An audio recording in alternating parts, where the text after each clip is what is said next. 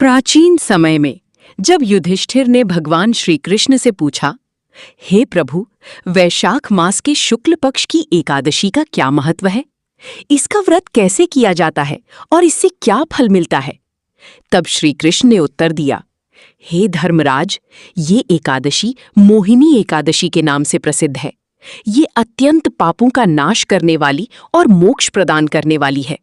मैं तुम्हें इसकी पवित्र कथा सुनाता हूँ।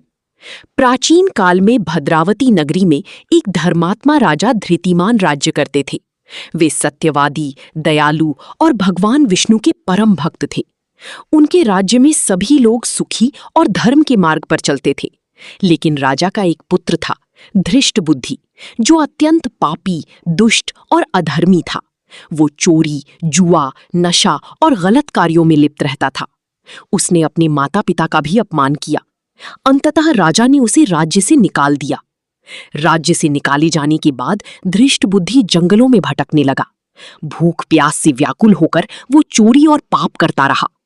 एक दिन वो भटकते भटकते एक आश्रम में पहुंचा, जहां महान ऋषि कौंडिन्य ऋषि तपस्या कर रहे थे। धृष्ट बुद्धि ने विनम्र होकर ऋषि से कहा, हे मुनिवर, मैं अपने पापों से दुखी हूं। कृपया मुझे कोई ऐसा उपाय बताइए जिससे मेरी सारी पाप नष्ट हो जाएं। कौंडिन्य ऋषि ने ध्यान लगाकर कहा, हे पुत्र, तुम वैशाख मास की शुक्ल पक्ष की मोहिनी एकादशी का व्रत करो। ये व्रत सभी पापों को नष्ट कर देता है और तुम्हें नया जीवन देता है। धृष्ट बुद्धि ने पूरी श्रद्धा और नियम से मोहिनी एकादशी का व्रत किया।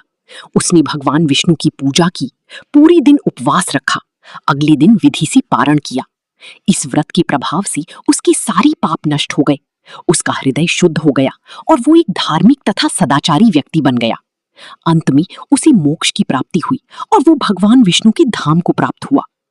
इस एकादशी का नाम मोहिनी इसलिए पड़ा क्योंकि इसी दिन भगवान विष्णु ने मोहिनी रूप धारण करके समुद्र मंथन के समय असुरों को मोहित कर देवताओं को अमृत प्रदान किया था। मोहिनी एकादशी का व्रत सबसे बड़ी पापों को भी नष्ट कर देता है।